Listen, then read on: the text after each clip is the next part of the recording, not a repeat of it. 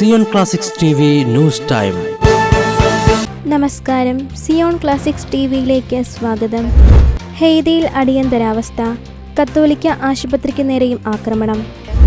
Porto Prince. സായുധ ഗുണ്ടാ സംഘങ്ങളുടെ ആക്രമണത്തെ തുടർന്ന് ആയിരക്കണക്കിന് തടവുകാർ ജയിൽ ചാടി അതികഠിനമായ സാഹചര്യം നിലനിൽക്കുന്ന ഹെയ്തിയിൽ കത്തോലിക്ക ആശുപത്രിക്ക് നേരെയും ആക്രമണം.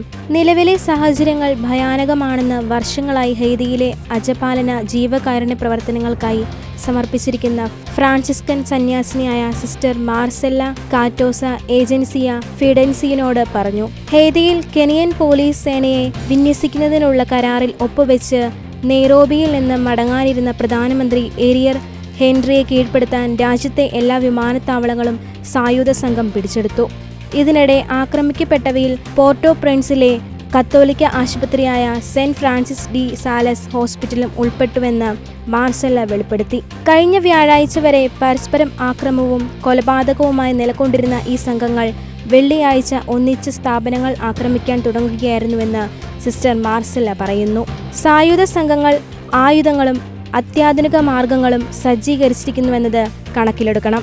പോലീസിന്റെ നീക്കങ്ങൾ കണ്ടെത്താൻ ഡ്രോണുകൾ പോലും അവരുടെ പക്കലുണ്ട്.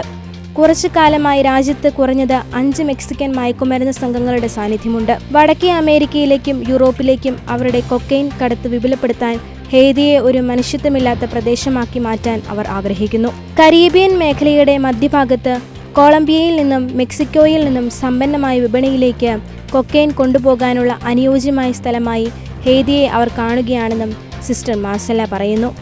ഇക്കഴിഞ്ഞ വ്യാഴാഴ്ച രാത്രിയാണ് പോർട്ടോ പ്രിൻസിന്റെ ഭൂരിഭാഗം മേഖലയിലും സ്വാധീനമുള്ള സായുധ ആക്രമി സംഘങ്ങൾ നഗരത്തിൽ കലാപം അഴിച്ചുവിട്ടത്. പ്രധാനമന്ത്രി ഏരിയൽ ഹെൻറിയെ പുറത്താക്കുകയാണ് ഇവരുടെ ലക്ഷ്യം. കെനിയ സന്ദർശിക്കുന്ന വേളയിലാണ് കലാപം രൂക്ഷമായത്. ഹെയ്തിയിൽ സൈന്യത്തെ വിന്യസിക്കാനുള്ള കരാറിൽ ഹെൻറിയും കെനിയൻ പ്രസിഡന്റ് വില്യം റൂട്ടോയും വെള്ളിയാഴ്ച ഒപ്പിട്ടിരുന്നു. 2016 ശേഷം ദാരിദ്ര്യ രാജ്യമായ ഹെയ്തിയിൽ തിരഞ്ഞെടുപ്പ് നടന്നിട്ടില്ല. 2021 പ്രസിഡന്റിന്റെ കൊലപാതകത്തോടെ രാജ്യം കൂടുതൽ അരാജകത്വ അവസ്ഥയിലേക്ക് നീങ്ങുകയായിരുന്നു. കൊലപാതകം, രാഷ്ട്രീയ അസ്ഥിരത, ആൾക്കൂട്ട ആക്രമണം എന്നിവയാൽ പൊറുതിമുട്ടിയ രാജ്യം കൂടിയാണ് ഹെയ്തി. 2020 കണക്കുകൾ പ്രകാരം രാജ്യത്തെ ആകെ ജനസംഖ്യയുടെ 90% ക്രൈസ്തവരാണ്. നിയമവാഴ്ചയില്ലാത്തതാണ് രാജ്യത്തെ സായുധ സംഘങ്ങൾ അധിനിവേശം നടത്താനുള്ള പ്രധാന കാരണം.